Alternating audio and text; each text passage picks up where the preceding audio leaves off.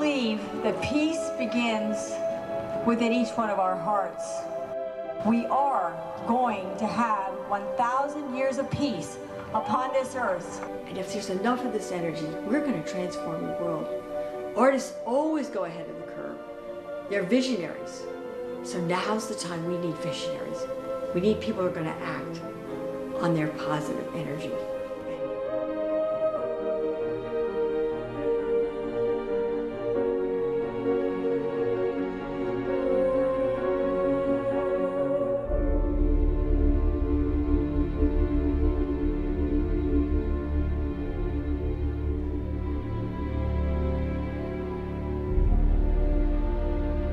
I think what my driving force is to be a part of peace, because I believe people are peaceful, and if they're doing something they love, that the world will be a peaceful place. And that's what I'd really love, is to see people connected to peace.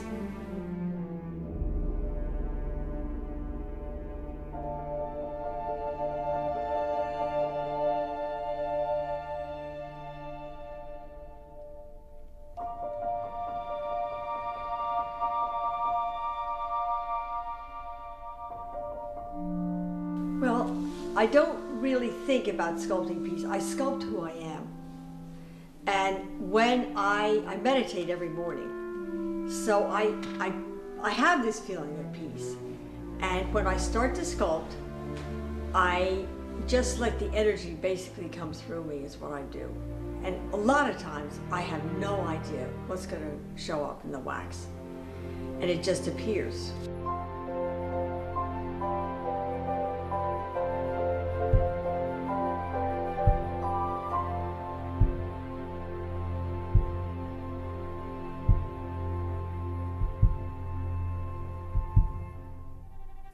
Art is for connecting one to one's higher self. I think it's like being a musician. You have to learn to play the piano in order to, show a composition you've written. Or any athlete has to learn how to, throw the ball. But I think it's paying your dues. And then once you've got that language, you're free to create anything you want. It's just such incredible power to be able to do that, to have an idea and to be able to manifest it in physicality. But it does take work. It takes work and commitment and desire. It takes tremendous desire. The best people are the ones that do it the most.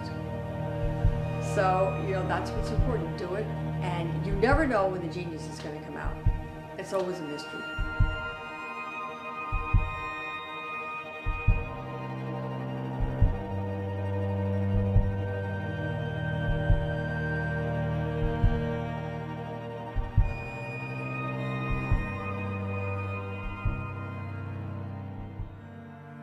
I live on the ocean, and I gain tremendous inspiration from my work from where I live.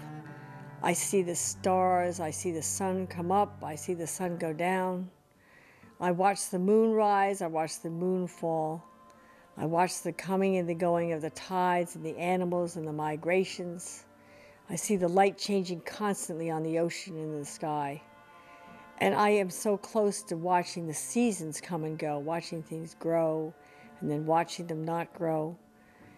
And so I'm very, very close to the earth and the seasons and the changing and the constant changing of nature.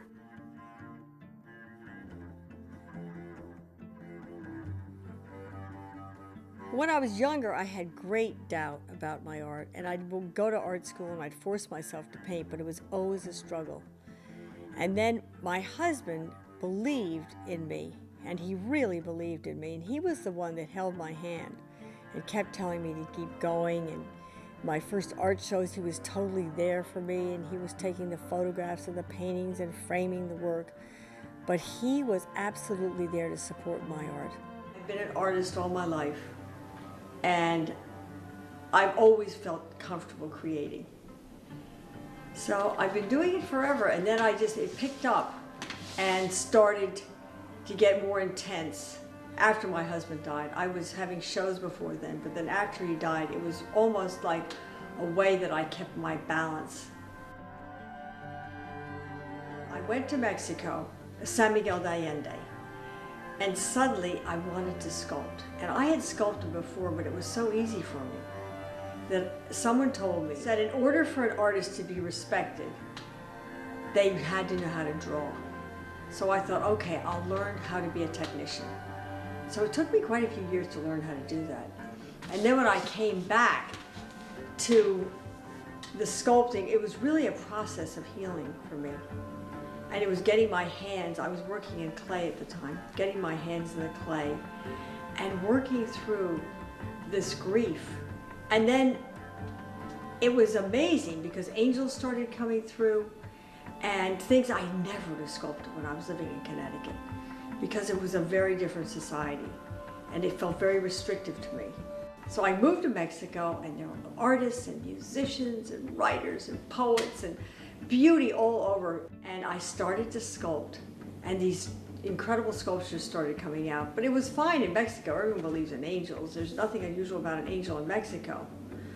So I felt free. I was free for the first time in my life to create. And it was an extraordinary experience. I thought I was on vacation and that I'd gone to a summer camp where there was nothing but fun things to do all day and incredible people, incredible creative people. So it was a huge turning point in my life.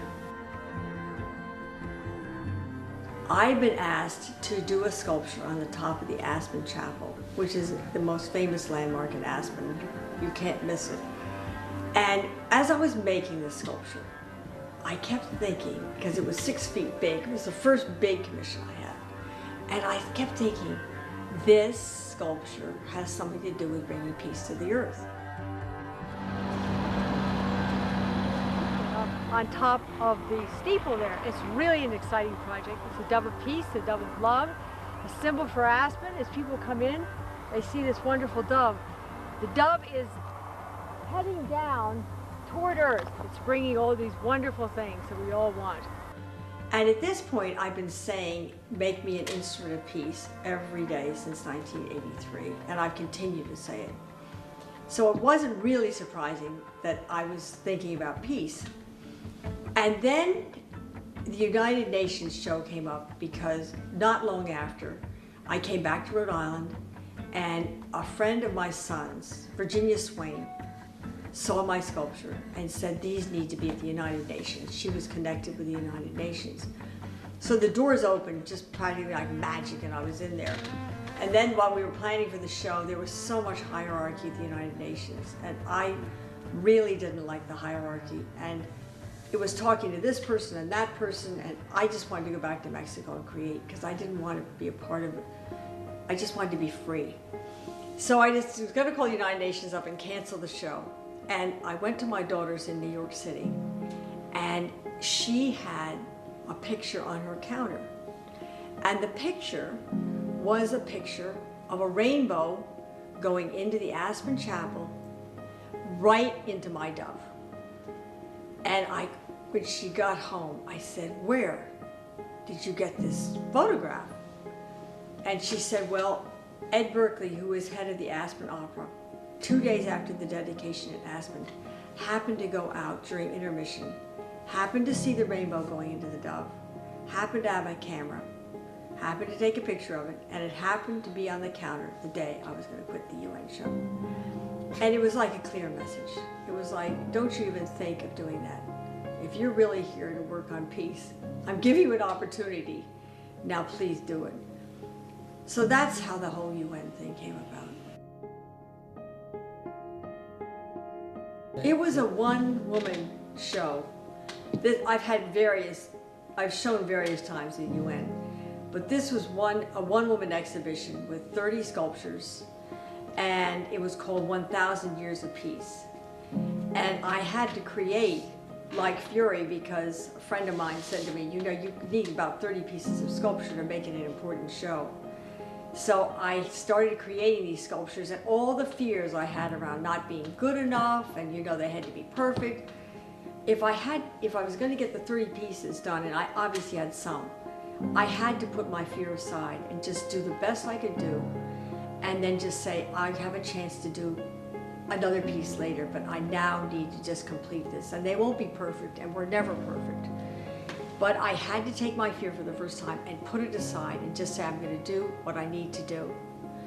And so then all this work started pouring through, and in my meditations, I was getting all these visions of the work to make hands and globes and figures, and you know, it was all just pouring through.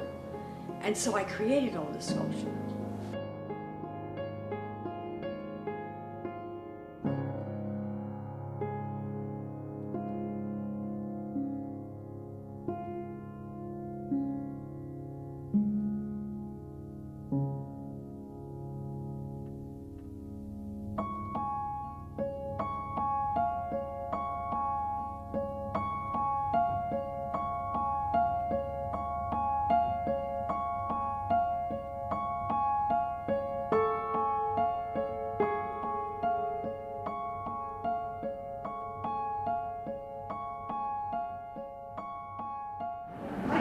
But I'll say that I have every day for at least 10 years been saying, make me an instrument of thy peace. You know, that prayer is a prayer to St. Francis, make me an instrument of thy peace. And so I started sculpting a piece of sculpture, and it was for a university, and it was a piece to be in a garden. And I started sculpting this piece, and it was a figure. And then I got kind of finished with it, and I thought, well, I think I'll have some birds. And suddenly I realized it felt like St. Francis was coming through. And so I thought, well, I'll just have to finish it. So I finished it very quickly, and there's still a lot of drip marks because I did the original in wax. The heart was so fascinating because when I put the wax underneath, I work in flat sheets often, and I put the wax under the flame, and a heart came through. And I know enough now to know this is called a happy accident. And when things are having a certain energy when you're creating, you do not stop the flow, and you let it go. And you don't let your mind get in there and tell you, no, it has to be this way and this way. Because I've done that, and you ruin a lot of pieces. But anyway, so this time I listened. I learned enough to listen. So I listened, and I left the heart in that St. Francis piece. And I just felt that St. Francis was saying, you know, you've been asking me and praying with me for peace. I would really like to be at the UN show. So I had my UN show, and I had some extra money, so I thought, I'm going to go ahead and build a big piece. But my first big one, it was 22 feet high. And then it went to a couple of places. And finally, some of the people in the town said, we want that in Narragansett. So it was like a miracle. I think all these women appeared and formed a committee. And then they raised the money for the piece in Narragansett. It was really quite extraordinary looking back on it. This is called Dance of Peace. And it's peace has come to the earth. And these figures are all celebrating. They're ascending up. Everyone's jubilation and happy. Joyous and free. And that's what this is all about.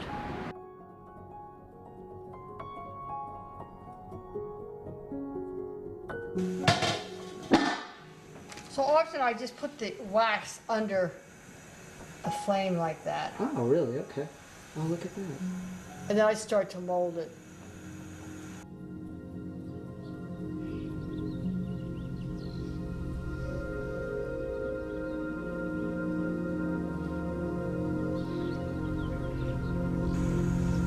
That looks like a bird's wing, actually. Oh, look at it, it's a bird. You see it? Yeah. It's just kind of forming itself. And I just am listening to what it wants to be. So there's a little bird there. We'll have, when it comes down there. So that's just kind of how something just forms itself, and it just happens. Have it go on a little branch like this.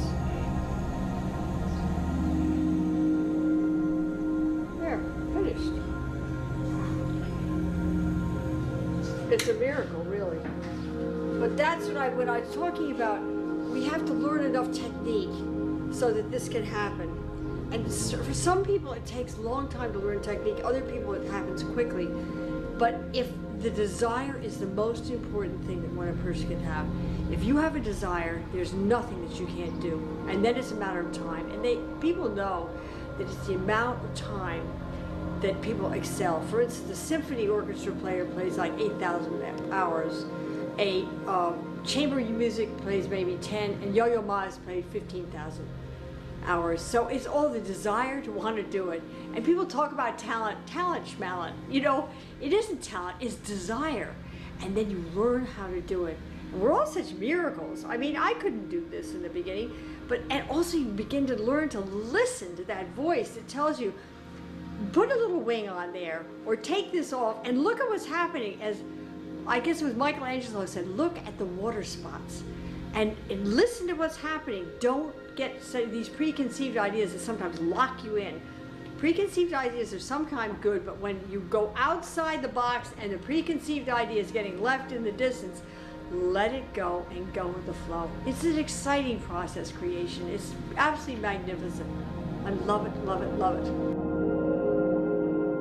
Did that take, a few days? I'd say about a year. A year. Wow. Because by the time you got to make all this stuff, and then you have to take it down to the foundry, and then there are about 6 processes that you have to go through down there, and then you have, if it's you've got to weld it together, and you have to. We put these things called gates on, which is a venting system, and the reason you vent it is because you put it in a mold, and if you don't have air vents, it will explode.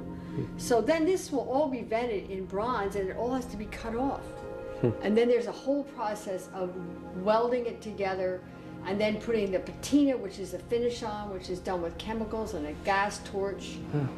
It's a big process, and it's very skill-oriented. But you come out with this incredible thing that it cannot be broken very easily. It can be hacked down, or in the past what happened was a lot of sculptures are melted down to make guns. This piece, actually, I did this piece before I had my second show at the United Nations. And it was on display during 9/11, and people thought I had prophesized that what was going to happen with 9/11. So now I've been invited to show it again at the United Nations. And for me, it's all about, it's a positive take on 9/11, because these people are transcending up, or they're being helped by the hands of whoever, the creator or the fireman or the artist or whatever. But it's up for interpretation, and I like my work to be like that. So anyone can see in it what they want to see in it.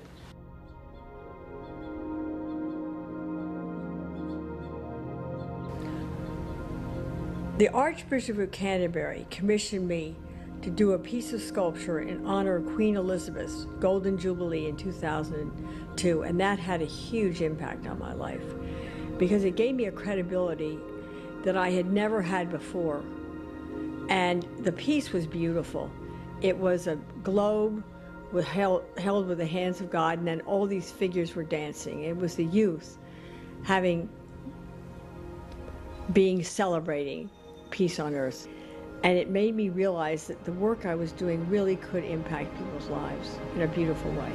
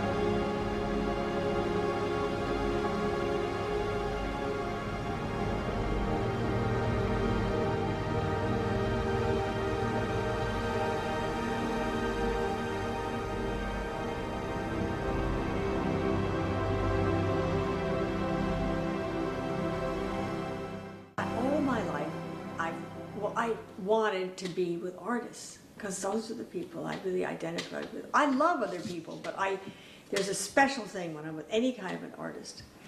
And it doesn't matter if they're a dancer or a singer or gonger, it doesn't matter.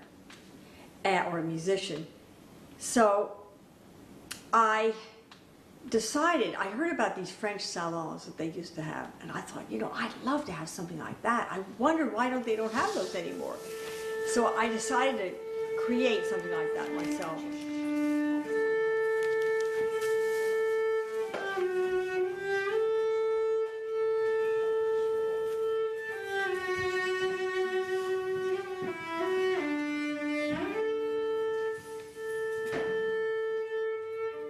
The major thing is we share who we are, and it's safe, and we're respected and loved no matter where we are in our creative process. If we're just beginning, we want those little rosebuds to bloom. We want people to feel that they can create. You don't have to come in and be a great creator. It's just to do it. And amazing things have happened to people that have been here. You know, people have created CDs, and they've had TV shows, and they've done, you know, all professional music. Amazing, amazing things have come out of this. But we have this Monday night share once a month where people come and play their instruments or read their poetry and their collaborations. But it's such an incredibly joyous thing. I think art is radically important. I think it connects one to who they are, and it's your individuality that's coming through. And when you cut art, and you cut sports, and you cut dance, and you cut singing, and you cut everything creative, I think what happens is that you cut people off from who they truly are. And then it's a tragedy. And they made terrific studies that people who are doing their art are much more successful because they're decision makers. And if you just learn by rote, you're not a decision maker. When you paint a painting, they say you make about 2,000 or 3,000 choices. And if you're learning by rote, you never make a choice. You're just spouting back. But it's fun. It's fun to be creative.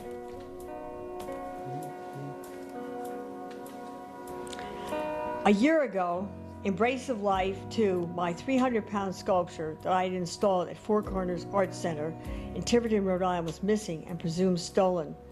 Then the news got worse. A few days after the theft, police arrested 2 men and accused them of not only stealing the sculpture, but hacking it up to sell as scrap metal. My sculpture was gone. Then I thought, what could be something wonderful that could come out of this? And I thought, well, there was that Good Samaritan. She stepped in, looking out of the window, and she saw these guys, these 2 young men, get the sculpture and take it into pieces. And then I thought, well, I heard these young men were on drugs. And so I thought, wouldn't it be a miracle if they were able to get clean? And the miracle happened this morning. One of the young men showed up here and made an apology to me and told me that he was clean. And I mean, it was so touching for me, and I had such a heart connection with this guy that we talked and talked, and I could have continued to talk to him.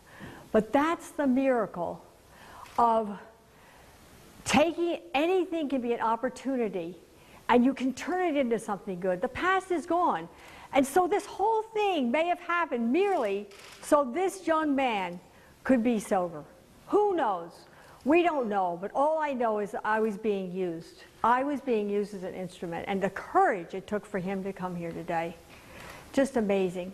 So I want to be one of those people that has the energy to give out that smile and give out that love and make the difference, because we individually can make a huge, huge difference.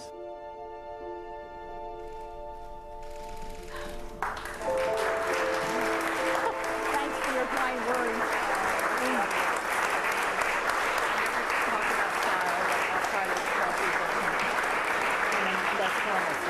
Yeah, no, it's beautiful. What you said is beautiful. Here she is. Look at her up.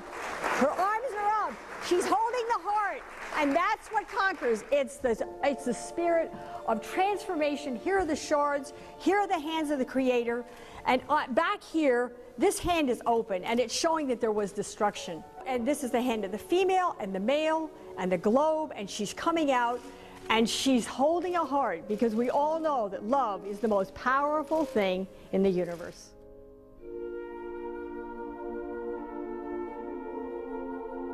There's a saying that the key to being sane for an artist is to do their art, and the key to being not sane is not to do your art. The connection to the art is really basically what I'm doing at the moment. And I don't really think that much about what I'm going to sculpt. But the connection to it is, it really is a manifestation of who I am at the moment. And since I meditate so much on peace, that's what comes out.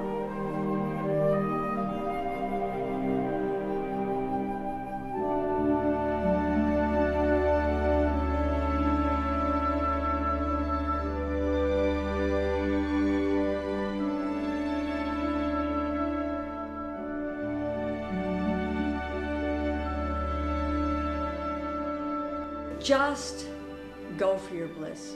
Figure out what it is. Whatever makes you joyous, whatever makes you happy, the people that make you happy that you're around, those are the experiences and the people we need to go to. That is what we should pursue. And that's why I love to teach painting, because people get in touch with a whole nother dimension that they don't get in touch with. And you get it by practicing it. You get it by when you go places where you feel good.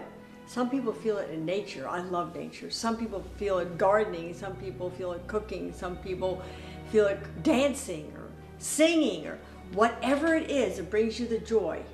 That is what we should pursue. But I think one of the most important parts is letting the ego get out of the way. It's not right, it's not wrong, it's not good, it's not bad. It's just simply creating and connecting with this higher energy. It's connecting with nature. Nature's an incredible force, and if you really become one with it, and you're outside and you're just one little human being, like a grain of sand, you become totally one and immersed in it.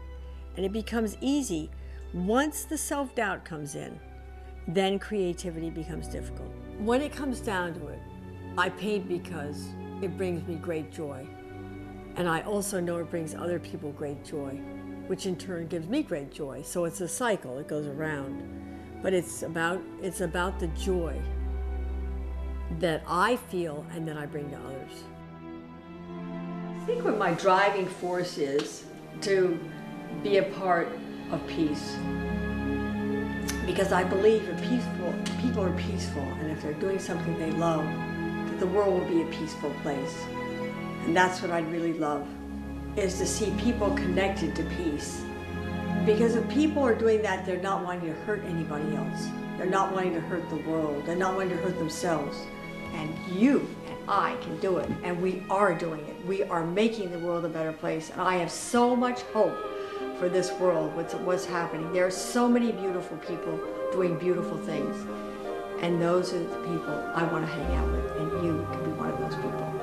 And if there's enough of this energy, we're going to transform the world. Artists always go ahead of the curve. They're visionaries. So now's the time we need visionaries. We need people who are going to act on their positive energy.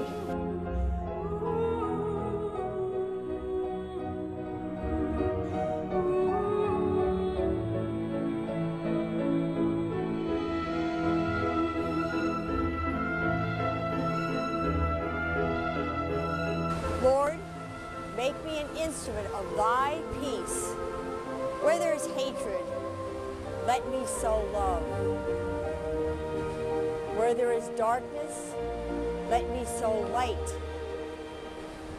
Where there is sadness, let me sow joy. For it is in giving that we receive, it is in pardoning that we are pardoned, and it is in dying that we are born unto eternal life. Thank you, thank you, thank you for another day. Woo!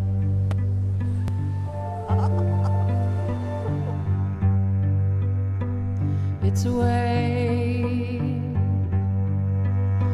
to soothe an aching heart. It's a way to mend bridges that long ago